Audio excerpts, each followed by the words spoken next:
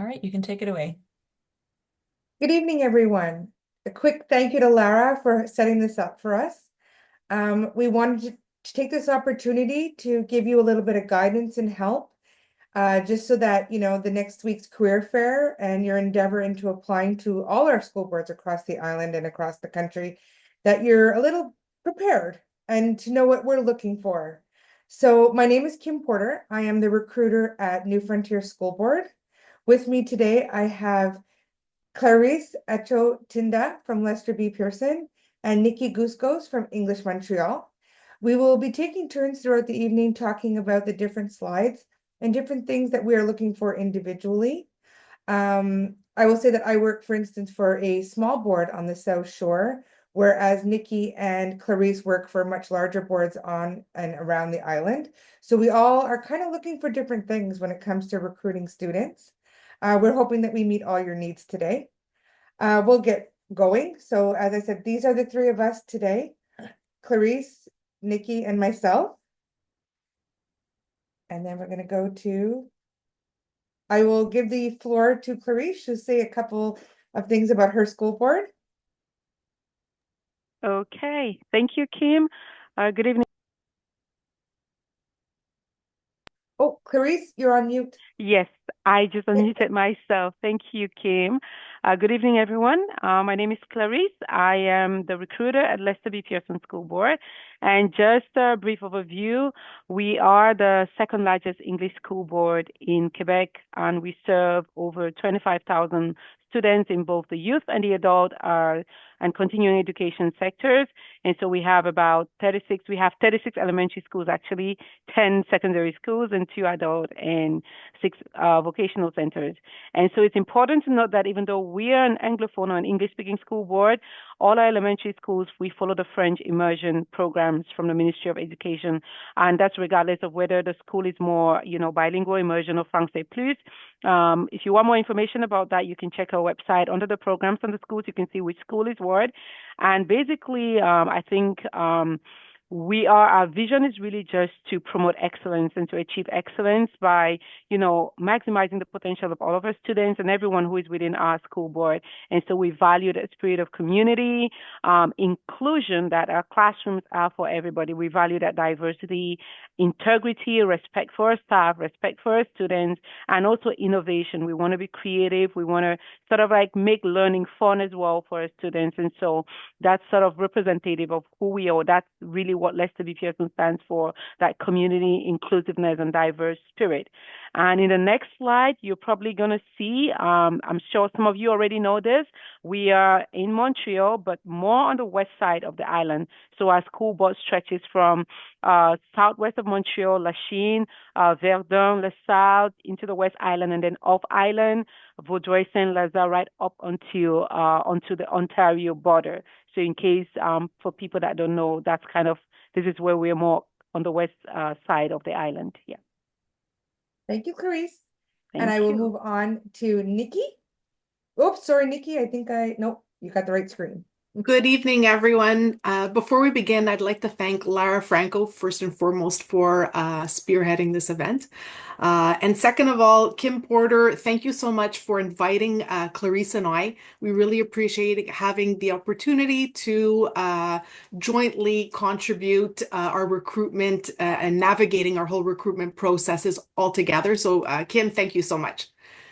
So, regarding the EMSB, we are actually all of the school boards were confessional before they became linguistic on July 1st, 1998. So after that, we all became linguistic school boards. So we have approximately 35,000 students in the youth and adult sectors.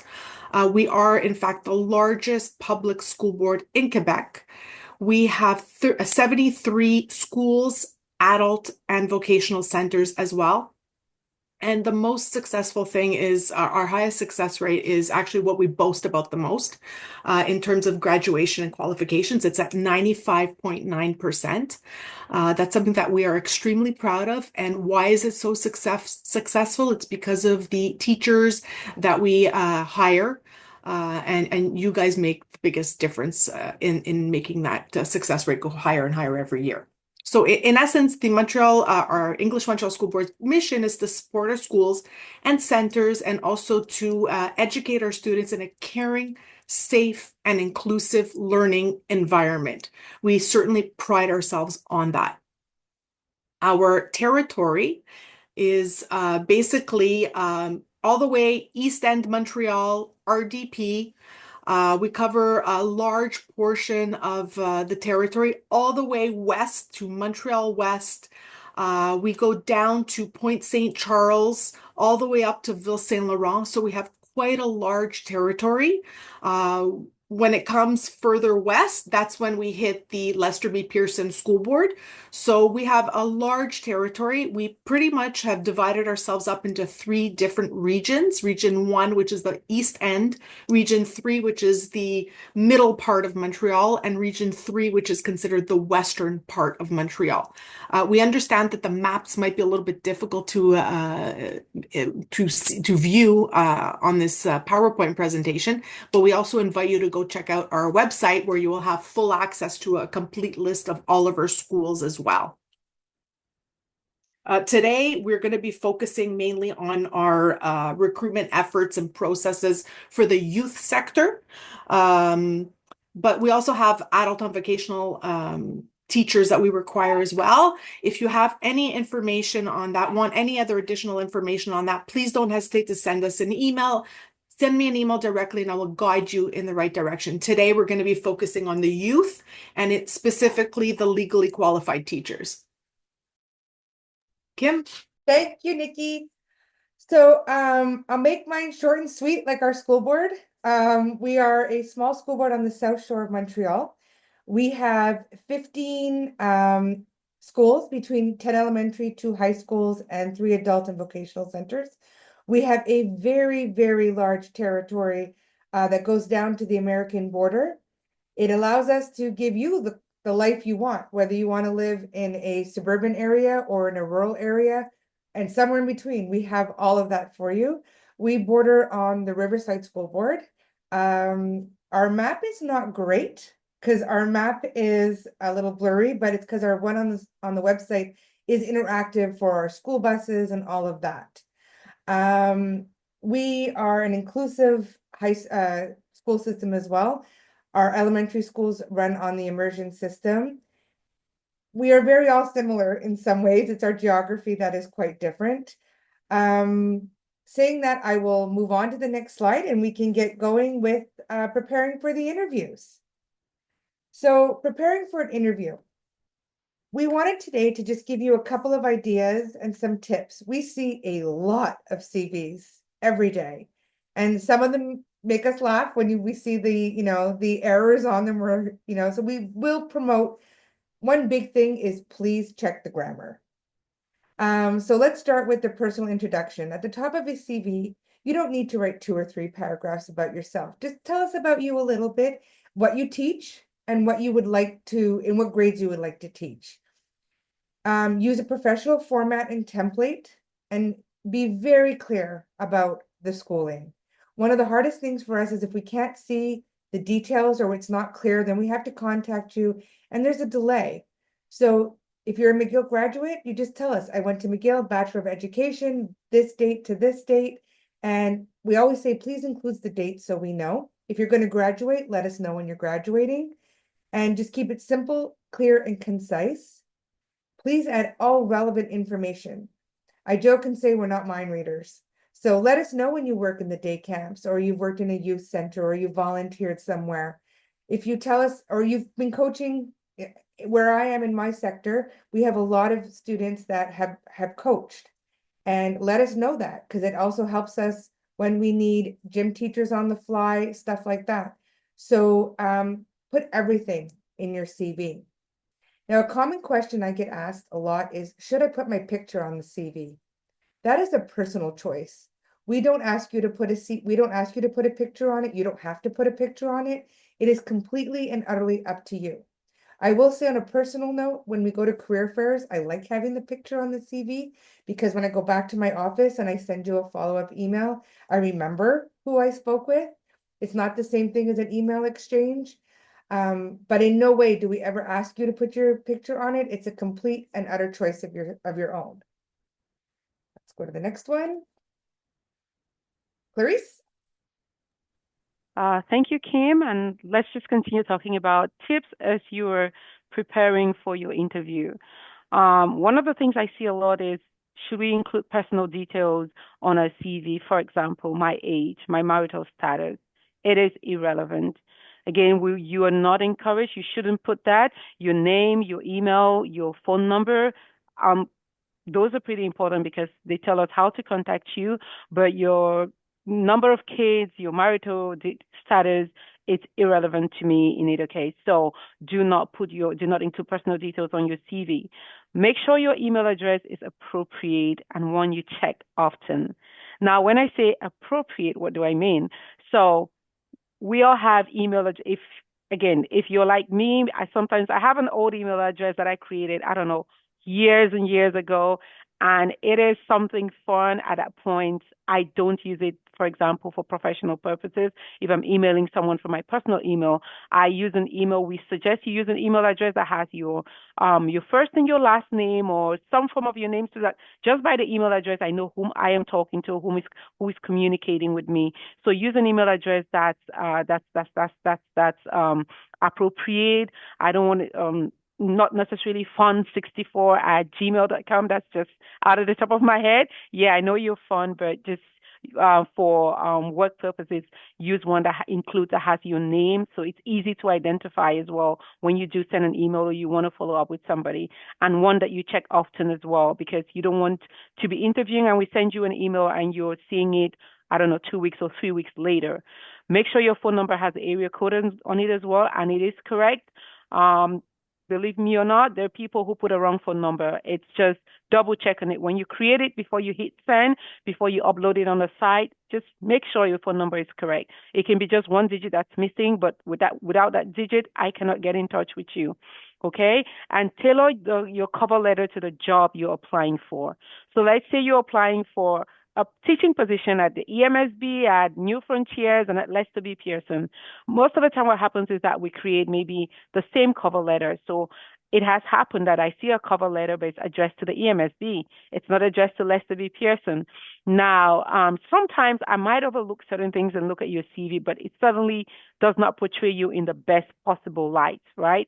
So just make sure when you're creating a cover letter, double check it. Make sure it's addressed to the school board to whom you are you're creating that application for. Make sure the details are okay, and for the specific job that you're applying to, make sure it's tailored to that. Don't create a cover letter when you're applying for, let's say, a math or science job, and you're talking about English, drama, and art. Those are two different things. So make sure you just double check those. Last thing I would mention is, in this day and age, we use a lot of AI. I know a lot of people use ChatGPT, Perplexity, Claude.ai. There's a lot of those tools out there. You can use some of them to create a CV, which is fine. It helps you. However, I can tell, or we can pretty much tell, when you've created your CV using a ChatGPT, for example, and you didn't go back to check for it, because there is language that is coming from you and there's language that's created by AI, okay? And sometimes when you create a CV as well, it would say insert here. And believe you me, I've seen so many CVs where it has a space that says insert job title here or insert name here, and it is still on the CV because the person you put in a prompt into AI, into the AI platform you're using, and said create a CV, and you just copy it and paste it without going back to look for it. Look over the CV if you're using that. Check for accuracy. Make sure the language is reflective of what you want to portray, and in that way you're presenting yourself in the best possible light to the recruiters or to the job you're applying for. Thank you, Clarice. And she's right. We do absolutely see it on the CVs that it's not, people don't go back and take a second look. And Yeah. when it's used a template, you have to erase what is actually there. Yeah. So so thank you, Clarice. And I'm gonna do the next slide. Nikki.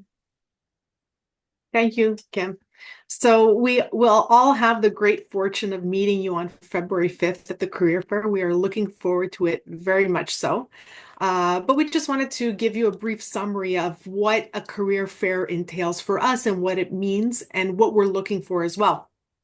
So in essence, a career fair is basically a meet and greet. It's not a formal interview. Save the details of yourself for the interview itself. You can share with us a few common things that you want to stand out. What are your teachable subjects, for example? When are you graduating? What area in town are you interested in working in? Any specific things that you want us to note? Because what we tend to do is make notes on those CVs. Okay. In essence, we also want you to, present yourself in a professional manner. So come dressed appropriately. We're not saying you have to show up in a suit. Just don't come in ripped jeans and, ripped shirt or looking disheveled. We would like you to present yourself the way that you would present yourself, wanting to make a good impression. The same way that we are trying to make a good impression upon you, please try and make a good impression upon us as well.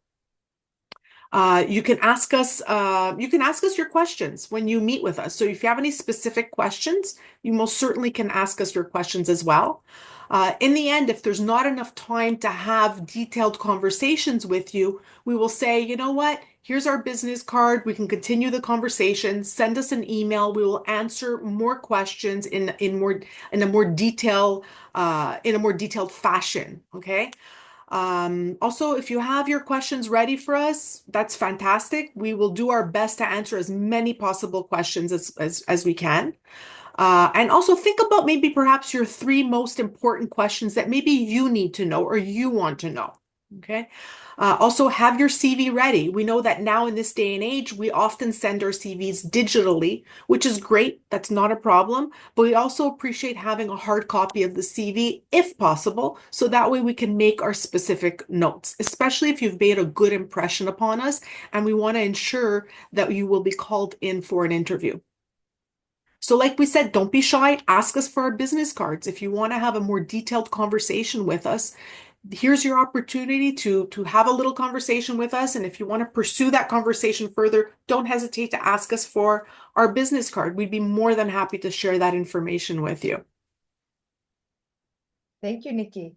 And just to reiterate what Nikki had said, bringing a paper CV may seem old school, but for us, it gives us a chance to make a note. For instance, last year, a student said to me, I live in Hemmingford and I teach music. That's a teacher I knew I would need. So for us, having the paper copy and being able to make a couple of little notes and refer to them later goes a long way. So before you apply,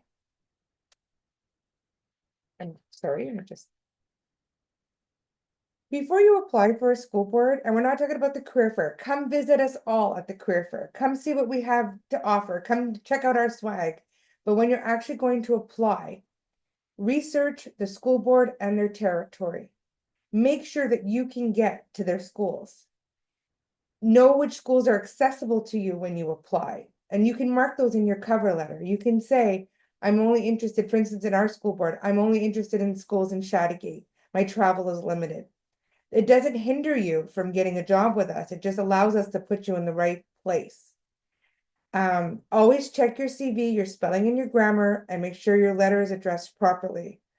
Knowing how many, and I should have also written on there, knowing how many schools we have, or if it's a large board or a small board, or if it's a bilingual board, knowing a little bit about the school board before you go into an interview is super important. We might ask you, so what do you know about us? It's a common question that the New Frontiers asks. What do you know about our elementary schools? How many high schools do we have? We want to know that you did your homework before meeting with us. We don't expect you to know everything, but we do expect you to know a little bit about us. So then we go to the actual interviews. I'll let Clarice have the floor.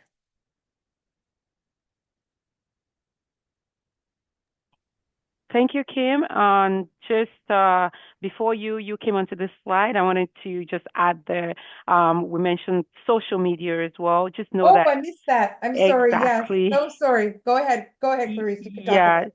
So we just ask that you check your social media. So you're in a teaching is a profession where you are in authority, and your students and parents and the school board, people can look you up, and so you want to make sure that you keep your social media private and make sure that it is appropriate. Or if it's not private, make sure whatever you're posting on there is appropriate within reason, because you have students, they're looking up to you, and sometimes what you do in your own personal or private time, sometimes if they look it up, it could have an impact on you in your professional life. So just make sure your social media is on private, or you just make sure your posts are kind of like you check what you're posting.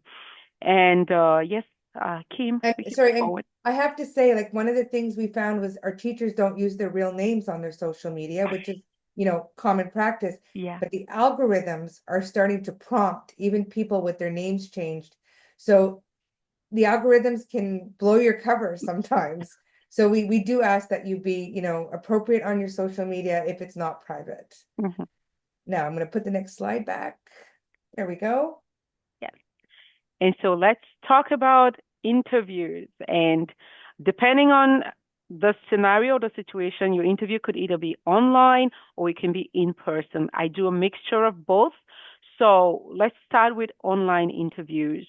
The same way we're sitting here today behind our computers, having this workshop is the same way you're going to come in when you're doing your online interviews. Make sure you're in a quiet space.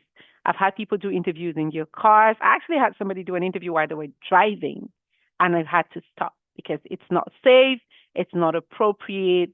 You're just not in the right mood or in the right setting to do an interview. So make sure you're in a quiet space. There's no noise, there's no distractions. If you're home, try to find a quiet space. Make sure you're not going to be interrupted. You have a limited time to make an impression. And as much as the recruiter or your interviewer is assessing you, it is also an opportunity for you to assess whether that is a fit for you. So make sure you're in a space where you're not interrupted. You can speak freely and you can ask the questions that you need to. Be dressed appropriately. You know, Again, smart casual, we're not asking you to suit up, but typically smart casual is okay. Also, be prepared before you turn on your camera. I've had people turn on the camera when they were eating lunch. Someone was eating a sandwich, and just make sure you're ready before you turn on your camera. And now, if you're using Zoom, we use Teams, we use a lot of different platforms, WebEx. Just make sure that you've tested it. I always ask people, just make sure that, if you're using Teams, it is your first time, download it ahead of time and just make sure that you can connect. If you're using Zoom, it's not on your phone, download it. If it's on your laptop, just make sure you can access the platforms. If it's something you haven't used before, test it out ahead of time. Log in 5 minutes before your interview starts and wait. The same way as you come to a physical interview early, come to your online interview early, 5 minutes ahead of time at least, and then you wait for the interviewer to admit you into the interview room. If your interview is in person, you need to check the travel time. So I have an interview at 2 p.m. or I have an interview at 3 p.m.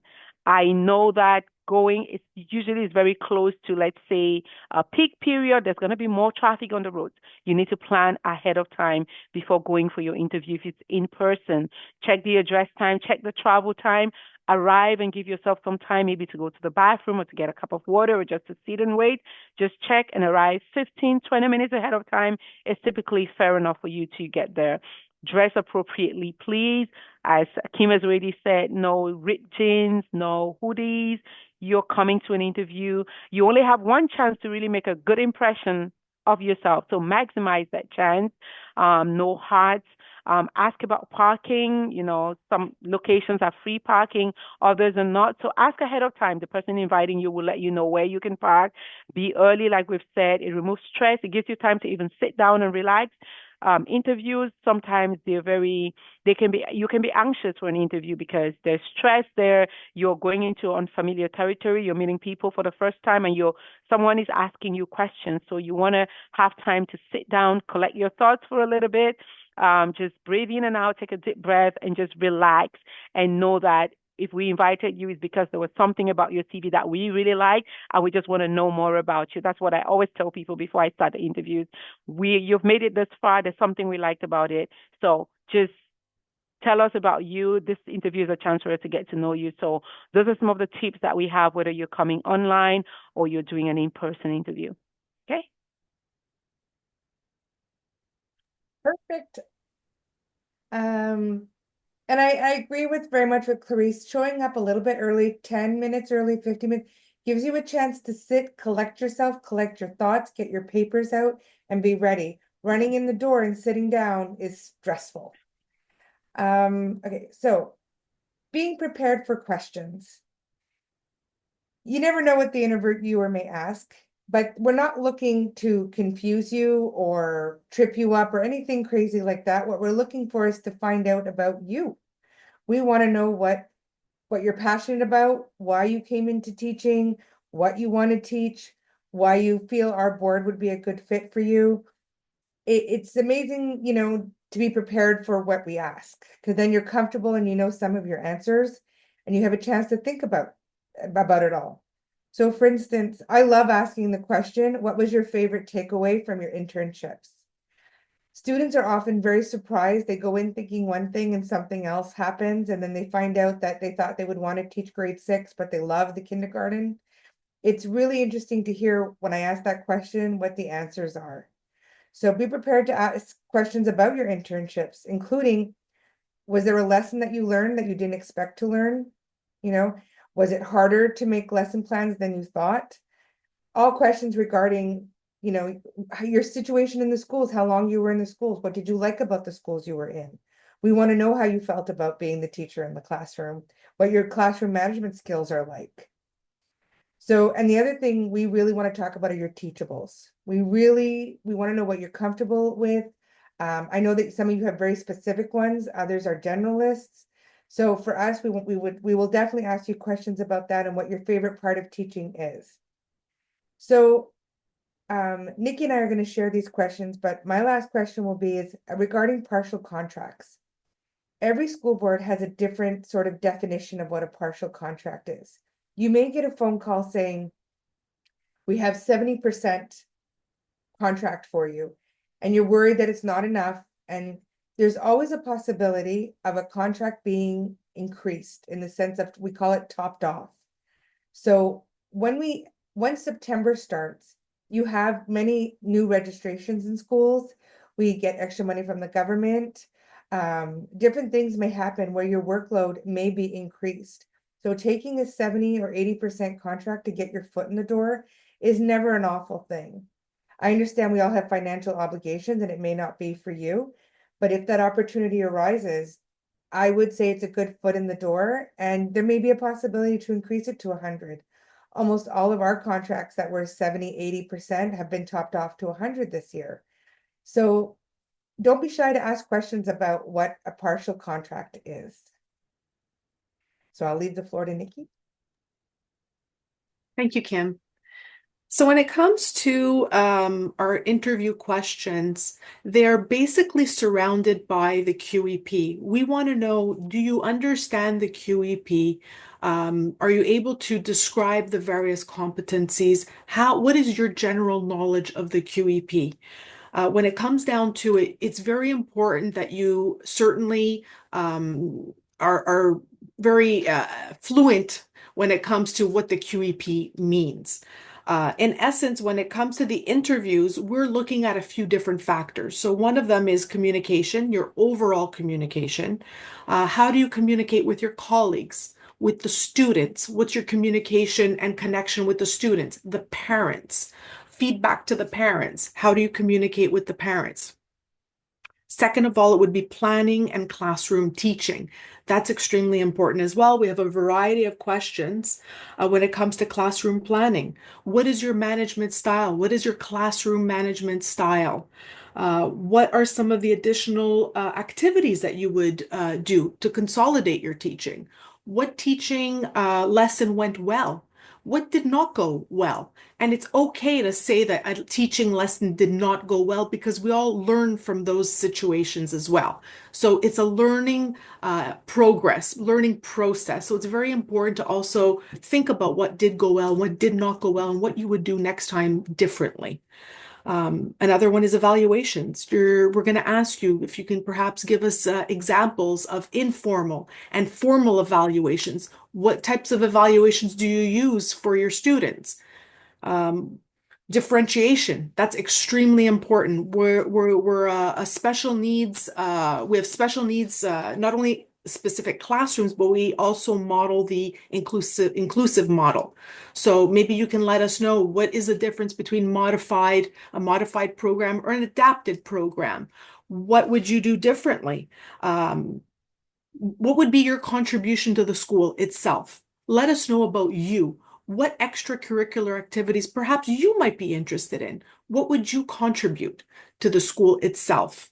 Also, hypothetically, if the principal was walking by your classroom, what would your classroom look like visually as well? Just let us know what it would look like for yourself. We also have a gridding process when we interview individuals. So perhaps you'll pass the interview. There are other individuals that did not necessarily pass. We feel that maybe they need a second chance. So we will invite them to a second interview with a different interview team.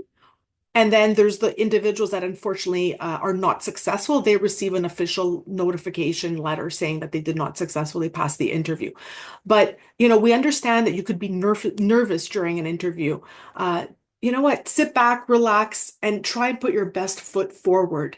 Our interview teams always try and make the candidates feel comfortable and, just let the best person shine. Vicky. And we're the same way, we know that you're coming in nervous. We know that this is possibly your very first interview, and we want to make it comfortable for you, and we want you to feel at home and relax and to tell us about you. So my next slide is near the end of the interview, the initial interview, you're going to be given the opportunity to ask questions. The three of us were actually talking earlier, saying how depending on the school board, you may be speaking with the recruiter, you may be speaking with retired principals or active principals. You never know who you might get interviewing you. And therefore, some questions may be easily answered and some not. But you can always reach out to the recruiter if your question wasn't answered. They will help you find the answer that you're looking for. When you come to us and we ask you, do you have any questions? Don't be shy to ask questions. We want you to ask questions. We want to know where your head is at. We want to know what you're thinking. So I wrote down a couple of questions that I get asked frequently. I always say to students, write your questions down, because in that moment you might be nervous. So pull out your questions and, ask away. So one of the things that I notice is that students are not quite sure how to ask about salary. Quebec teachers are paid on a salary scale. It's not negotiable. It's not, we don't have any say in it. However, if you have a degree from another university, or this is your second degree, if you have extra credits for something, all of this can be applied towards your salary. We don't do the determination. We send it off to get evaluated, but submit everything, and we are happy to help with that. In an interview, the person you're interviewing may not be able to answer your salary questions. That might be a question for the recruiter after. Just so you know, just because we don't have your transcripts in front of you and we would have to send it off. But all the public systems use the same pay scale, which is available on the CPNCA website. One of the things you can ask about when you come to the interview is, does your school have a mentorship program? And the public schools have mentorship programs. So you can ask about how that works. And we also have, some schools are co-teaching, or you have a partner. For instance, if you're teaching grade 4, you may have two groups of grade 4, and you have a French teaching partner. So one day you have one group and the next day they have them. And, you have somebody to bounce ideas off, talk about your classes with. There's all different teaching methods in the different schools, and you can ask what the policies are, how it works in the school board that you're applying to when you go for the interview. You can ask about how the priority list protocol, because it changes from school board to school board. You can ask how contracts work, like because we have different local agreements. What that means is we are governed by one gigantic collective agreement as teachers in Quebec, but each school board may have a different way of how certain things work. So, they will be able to answer your questions about contracts and replacements and stuff. So feel free to ask those questions. You can also ask about how subbing works. Every school board works different. Some work with subbing cards. New Frontiers, for instance, works with Scalago. Even for students who are applying to substitute teach, we still use Scalago. You can ask about opportunities available in the field that you want to teach or in the region that you want to teach. So we suggest that you have your questions ready, write them down. These are just sample questions, but have them written down so you don't forget. And if you do forget, you can just reach out to the person who booked your interview or the recruiter. Does anybody have anything they'd like to add? Yes, if that's okay with you. When it comes to career opportunities, we understand that you are teachers. However, there are other career opportunities available to you as well over time. Perhaps you may become an educational consultant in our educational services department. Perhaps you're going to be a consultant in student services. Perhaps you may wish to move on and become a principal or a vice principal. So there are other career opportunities that you may be interested in later on in your career once you've developed your teaching path. And you can ask us about professional development opportunities. There's lots of things. So write down your questions and, don't be shy to ask them. And we'll go to the next slide. And we'll let Nikki. Thank you, Kim. So we all sat together, the 3 different school boards, and we came up with a list of what we are all, in essence, looking for. So we'll put it all out there. We're all looking for somebody who's enthusiastic, motivated, dedicated, responsible, and disciplined. Second of all, we would like to hire individuals that enjoy working in a school environment, which may not necessarily be for everyone. We want someone who's a team player, someone who is going to work collaboratively with their colleagues, with other teachers, with the childcare workers, with the attendants, with the special ed technicians, with the consultants from the different departments. So somebody who works collaboratively. Also, someone who is on a continual professional pattern to growth. An excellent communicator, someone who has excellent interpersonal skills. So what we're looking for is for you to shine. We want someone who is enthusiastic, who's passionate, wants to make a difference. Also, we're going to be asking you, what will be your contribution to the school? Or perhaps you don't have to wait for us to ask you that question. You can come up with that all on your own and share that with us, what your contribution would be to the school if we hire you. And I mentioned the promotional availability, so that's pretty much it for me. Thank you, Nikki. Sorry, Kim and Clarice, is there anything else you'd like to add? No, I think you covered pretty much what we're all looking for. Someone passionate, motivated, creative. That's a good team player. Thank you.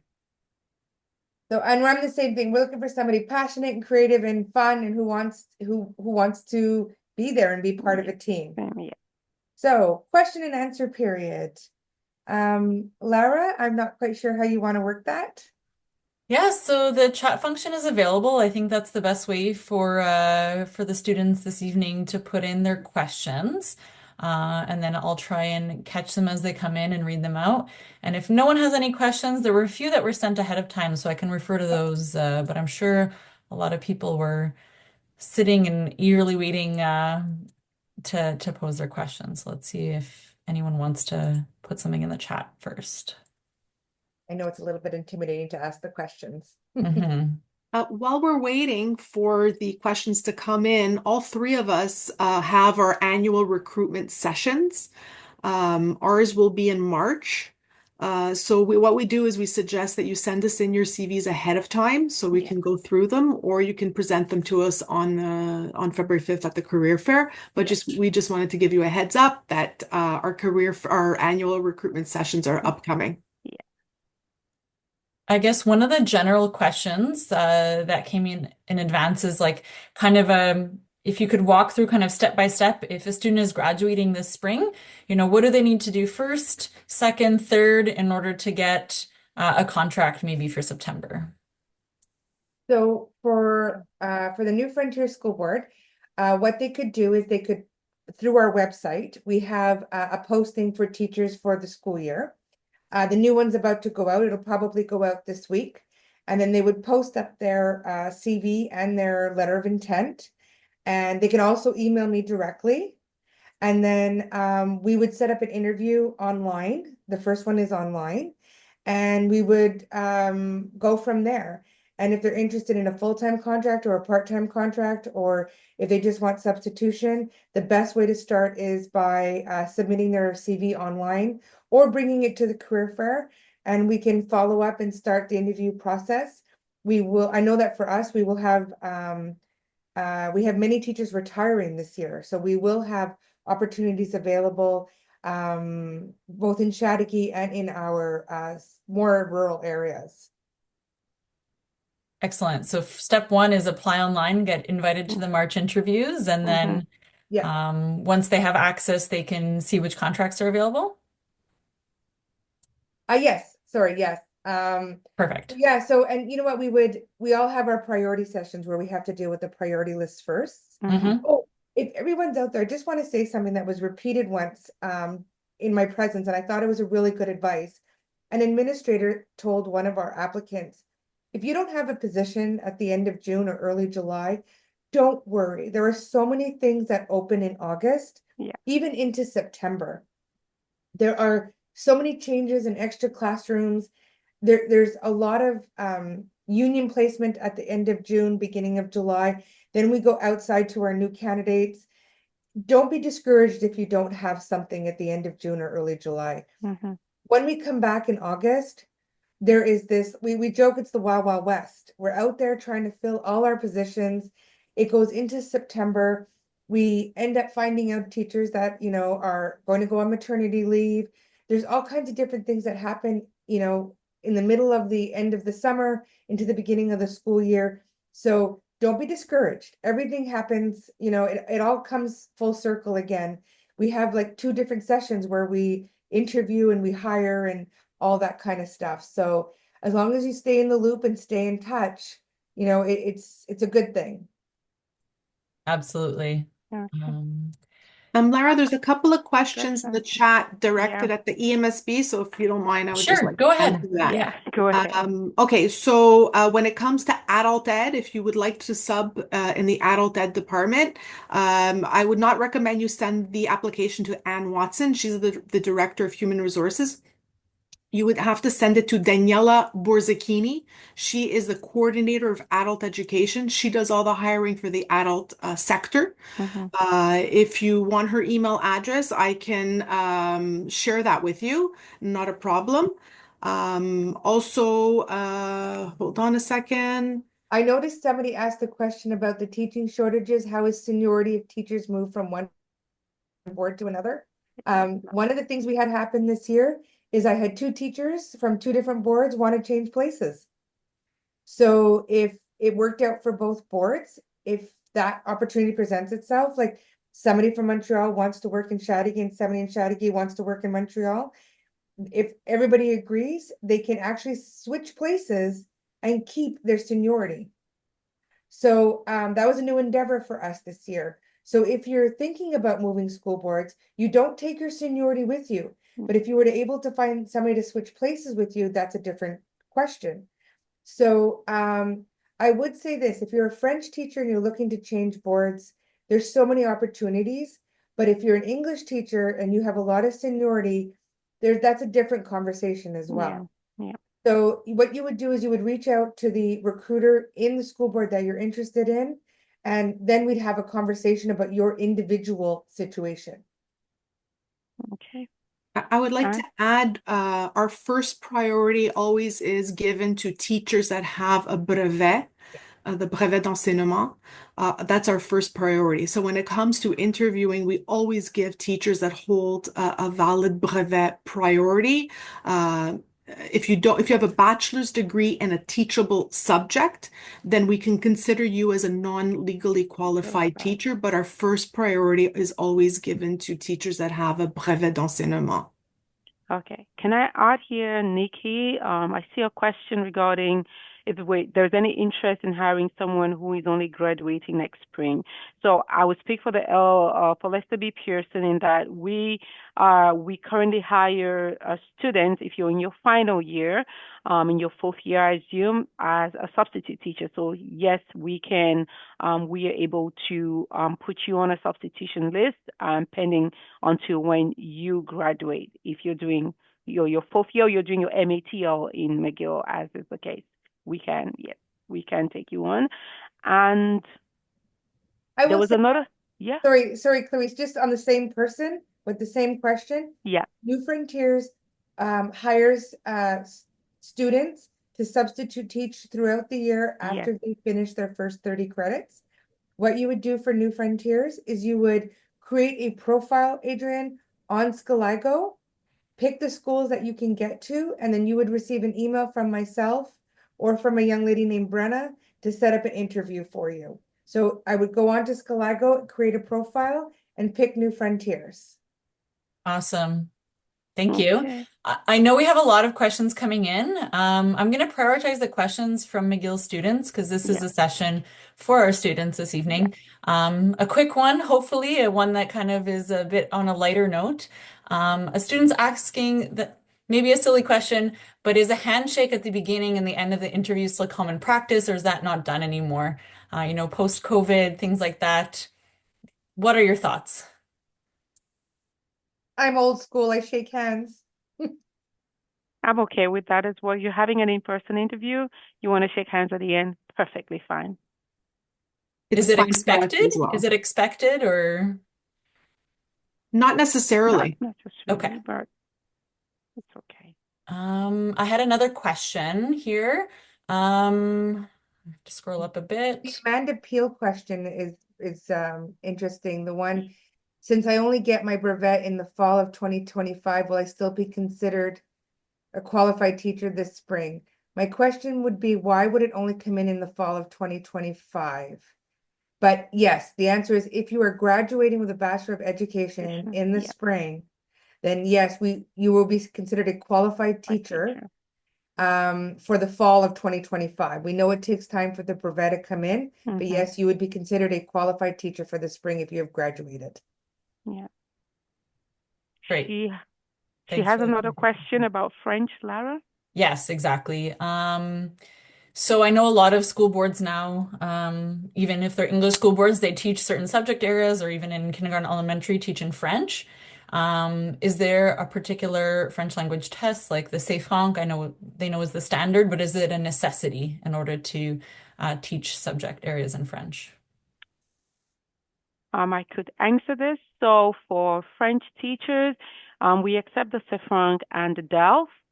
We actually also have preparatory courses towards the DELF if you wanted to write that. So if you're subbing or for a replacement contract, you do not absolutely need to have the test at that point. If you can demonstrate that you're able to sub or teach in French appropriately, yes, you could get a contract. However, for tenured position at priority pool, you would need to have your test.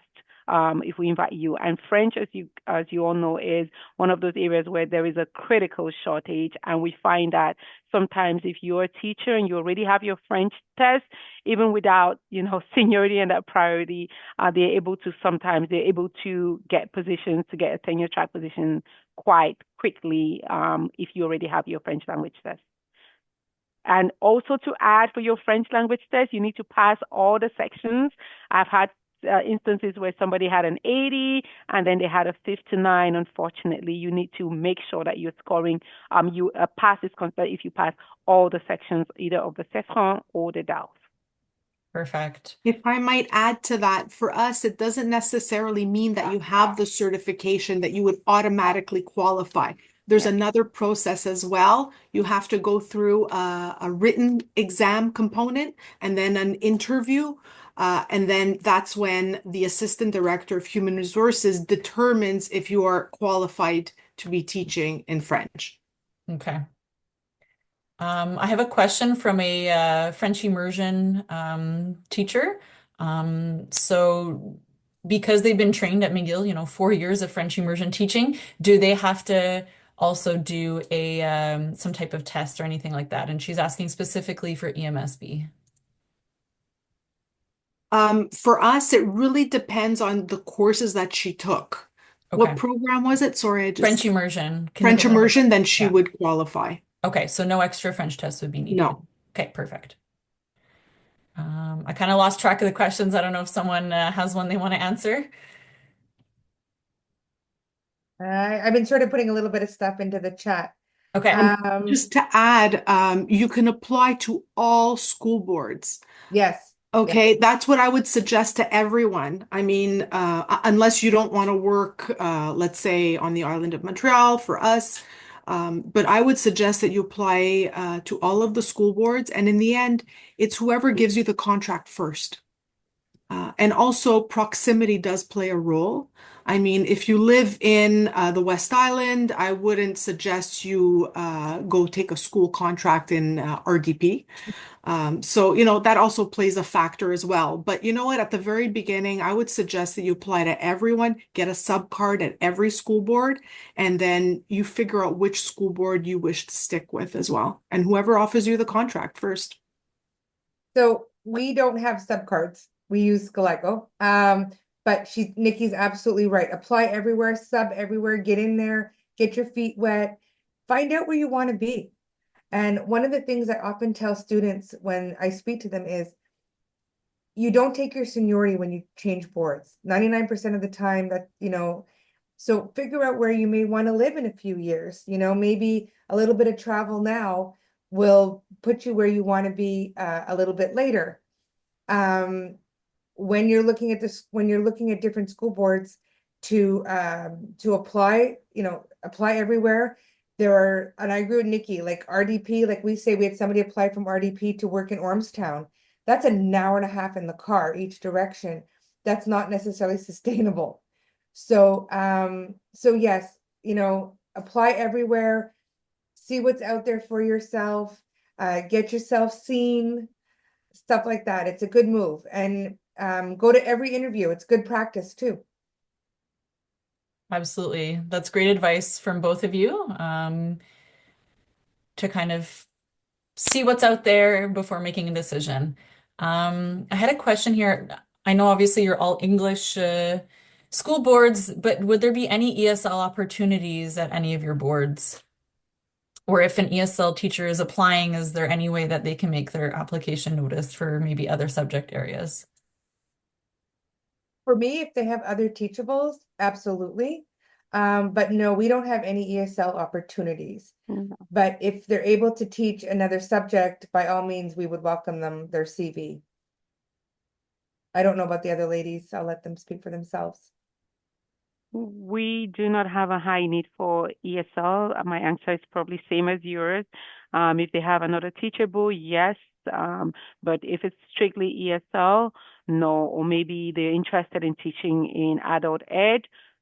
Sometimes there might be a couple of opportunities, but the need is very, very low for that. For the EMSB, this past year, we were mainly looking for French teachers, bilingual teachers, and also special education teachers. So that was where our greatest needs were over the course of the year. Perfect. Um, Okay. I'm trying to see if there are ones that we missed here. Nikki, there was a question for you about deadlines for the EMSB to apply. No, there's no deadline to apply. We are actually receiving the applications now for a recruitment session in March. We haven't necessarily posted it on our social media just yet, but we are actually receiving applications now. So the session will be in March, end of March, and our interviews will continue. We understand that some people cannot make it on that evening because it's an evening session. So we understand that some people are unavailable to make it. So we will be continuing those interview sessions all the way up until the next school year. Perfect. I know some of our students as well go on what's called distant placement. So they travel to other countries sometimes or other Yeah. provinces for their final field experience. So would those be the ones that you're interviewing maybe virtually, or how can they be still involved in the March hiring process? Because I know a lot of students have anxiously come up to me and said, "Oh no, I'm going to Sweden. What do I do?" And Honestly, that's okay. They can yeah, send, sorry, Kim, yeah. they can No, send no, us no. in their application and they can make a mention. Unfortunately, I will not be in town during that period. Yeah. However, I will be more than happy to participate in another career fair and in another interview Interview. session. Yeah. Perfect. So we're at time. I know we didn't get to all questions, but I really, really appreciate, the presentation that you put together and the questions you were able to answer. For the McGill students that are here this evening, you can follow up on anything that maybe we missed tonight next week at the career fair.